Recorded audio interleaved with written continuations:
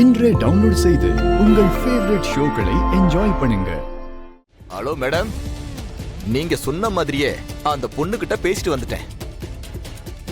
அந்த பொண்ணு சீக்கிரமே வீட்டை காலி பண்ணிடும்னு நினைக்கிறேன். சீக்கிரமா நாளைக்கே காலி பண்ணணும். நீங்க சொல்லிட்டா மறுபேச்சு இல்ல மேடம். நாளைக்கே வீட்டை காலி பண்ண வச்சிடுறேன். அவளை நான் அடுத்து பார்க்கும்போது ரோட்ல தான் இருக்கணும். கண்டிப்பா அது நடக்கும் மேடம். அப்புறம் மேடம், என் பையனுக்கு உங்க கம்பெனில ஒரு வேலை போட்டு தரேன்னு சொல்லியிருந்தீங்க. மித்ரா சொன்னா அது நடக்கும். நாளைக்கு உங்க பையனை வந்து ஜாயின் பண்ண சொல்லுங்க. ரொம்ப சந்தோஷம் மேடம். சரி, காலையில அவங்களை காலி பண்ண வச்சுட்டு இமிடியேட்டா கால் பண்ணுங்க. ஓகே? சரிங்க மேடம்.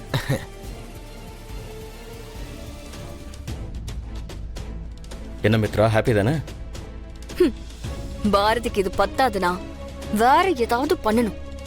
இந்த 10 வருஷத்துல ஆதி என்ன ஒரு தடவை கூட கை நீட்டி அடிச்சதில்ல. ஆனா இன்னைக்கு அந்த பாரதி குழந்தைக்காக என்ன கை நீட்டி அடிச்சிட்டான். என்ன கை நீட்டினானா? என்ன மித்ரா சொல்ற? விடுனா, அதுவும் நல்லதுக்குதான். ஆதி என்ன அடிச்சதாலதான் பாரதியோட ஹவுஸ் ஓனருக்கே போன் பண்ணி இவ்ளோ பெரிய டிராமாவை பண்ணிருக்கேன்.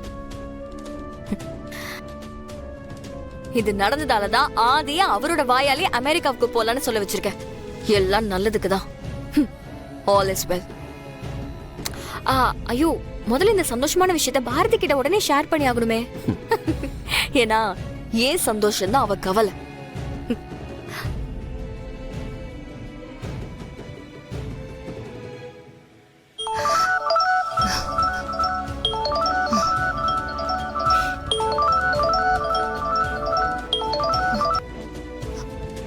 ஹலோ ஹலோ பாரதி, ஒண்ணுல ஒரு விஷயம் கேட்கணும். எதுவும் டிஸ்டர்ப் பண்ணலையே? சொல்லுங்க மேடம். ஆதி அங்க வந்தாரா? இல்லையே. ஏன் மேடம் அப்படி கேக்குறீங்க? இல்ல, அங்க வந்து எதுவும் பிரச்சனையாச்சா என்ன? இல்ல மேடம், எதுவும் பிரச்சனை இல்லையே. ஏன் மேடம், என்ன ஆச்சு? என்னன்னு தெரியலப்பா. ஆதி திடீர்னு வந்து உடனே அமெரிக்காவுக்கு போறேன்னு சொல்றாரு.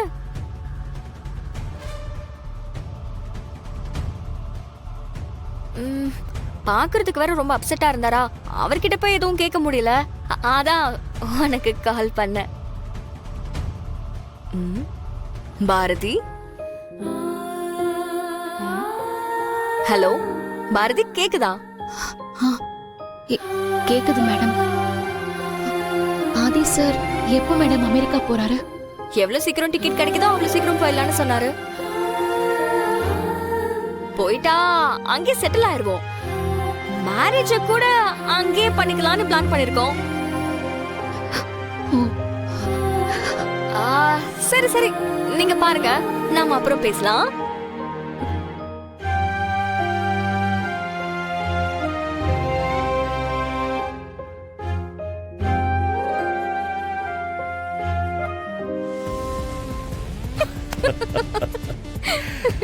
என்ன மித்ரா, நீ போட்ட போடல பாரதிக்கு இதயம் கலைஞ்சு போயிருக்கும் போலயே. ஆதி கூடவே இருந்துகிட்டு என்கிட்ட இருந்தே ஆதிய பிரிக்க என்னென்ன வேலை பார்த்தா. அவ வேணா ஆதிய கல்யாணம் பண்ணிருக்கலாம். ஆனா நான் அவளுக்கு முன்னாடியில இருந்தே ஆதிய உயிரா நினைச்சு லவ் பண்ணிக்கிட்டு இருக்கேன். அவ்வளவு சாதாரணமா விட்டுருவேனா? ஆதி கூட நான் சேர்ந்து வாழ்றது மட்டும் முக்கியம் இல்லனா, அந்த பாரதியையும் அவ குழந்தைங்களையும் நடு தெருவில் நிறுத்தாம விட மாட்டேன்.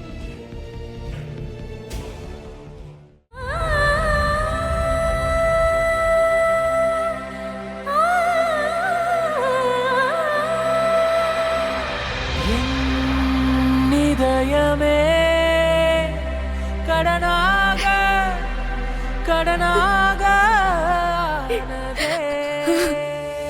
இடம் மாறி போன இதயம் தேடுதே, கடல் சேரத்தானே நனிவாடுதே. உனக்கும் ஆதிக்கும் ஃப்ளைட் டிக்கெட் புக் பண்ணியாச்சு. நாளைக்கு மறுநாள் உங்களுக்கு ஃப்ளைட். தேங்க்யூண்ணா. நீங்க 2 பேரும் கல்யாணம் பண்ணிக்கலான்னு வந்தீங்க. ஆனா அதுக்குள்ள என்னென்னமோ நடந்து போச்சு. இப்ப கல்யாணம் பண்ணிக்காமலேயே திரும்ப அமெரிக்காவுக்கே போறீங்க. மீனா, நாம நினைக்கிற மாதிரி தான் எல்லாம் நடக்கணுமா என்ன? இப்ப என்ன, கல்யாணம் கொஞ்சம் தள்ளி போகுது, அவ்வளவுதானே? ஆனா ஆதியும் மித்ராவும் ஒன்னா தான் இருக்க போறாங்க. ஒருவேளை நேரம் கைக்கூடி வந்ததுன்னா இங்க இல்லைனாலும் அமெரிக்காலேயே 2 பேருக்கும் கல்யாணத்தை முடிச்சிட வேண்டியதுதான். ஐ அப்ப நம்ம எல்லாரும் அமெரிக்கா போறோமா? ஆமா, உனக்கும் அங்கேயே மாப்பிள்ளை பார்க்க வேண்டியதான். ஆ, எனக்கு ஓகே. ஒரு கால் வந்திருக்கு, பேசிட்டு வந்துடுறேன். சொல்லுங்க. சரி மித்ரா, நான் சாப்பாடு எடுத்து வைக்கிறேன், சாப்பிட வாங்க. வா. ஆதி, நீ கேட்ட மாதிரி ஃப்ளைட் டிக்கெட் போட்டாச்சு. இன்னும் 2 டேஸ்ல அமெரிக்காவுல இருப்போம். ஓகே தானே? என்னாச்சு? பாரதியை நினைச்சு ஃபீல் பண்றியா?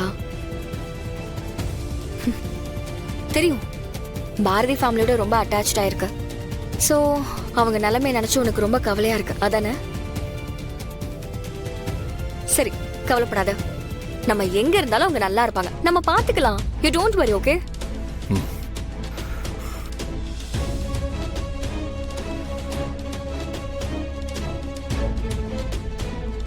Okay, I'll call you back. என்ன மித்ரா, மாப்பிள்ளை என்ன சொன்னாரு? அவருக்கு என்ன, அவர் சொல்றதுக்கெல்லாம் ஒண்ணும் இல்ல. இதுக்கப்புறம் நாம அவர் என்ன சொல்லணும்னு நினைக்கிறோமோ அதுதான் சொல்லுவாரு. எனக்கு ஆதி கூட பிரச்சனை இல்ல, அவனை எப்படி ஹேண்டில் பண்ணணும்னு எனக்கு தெரியும். ஆனா அந்த பாரதி, அவளை நான் சும்மாவே விட மாட்டேன். விட மித்ரா, அவளை நான் பாத்துக்கிறேன். நீ சந்தோஷமா ஆதியை கூட்டிட்டு அமெரிக்காக்கு கிளம்பு. இல்லனா இது வரைக்கும் நான் தான் அவளுக்கு எல்லாத்தையும் பார்த்து பார்த்து செஞ்சிட்டு இருந்தேன். சோ நானே முடிச்சு வச்சுட்டு போறேன். அப்பதான் நான் ஆதி கூட நிம்மதியா வாழ முடியும்.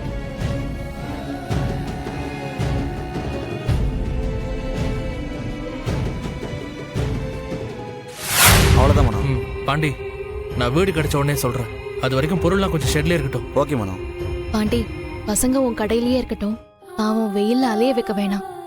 நான் சாயங்காலம் வந்து கூப்பிட்டுக்கிறேன். சரிக்கா.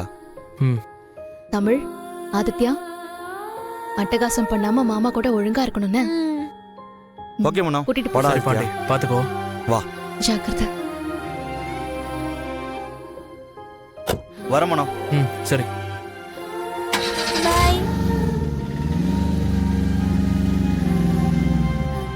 அக்கா, பக்கத்துல உள்ள 2 டூலெட் போர்டு பார்த்தேன்.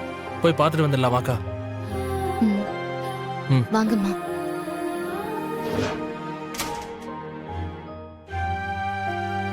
அக்கா, இங்க டூலெட் போட்டிருக்கு.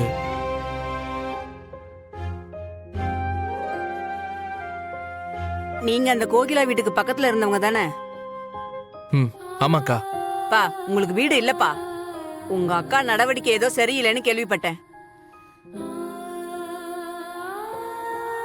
ஆமா, உங்க அக்காவை தேடி அடிக்கடி ஒரு ஆம்பளை வருவானாமே. மனோ, அதெல்லாம் எங்களுக்கு ஒத்து வராதுப்பா. வேற எங்கேயாவது போய் வீடு பாருங்க.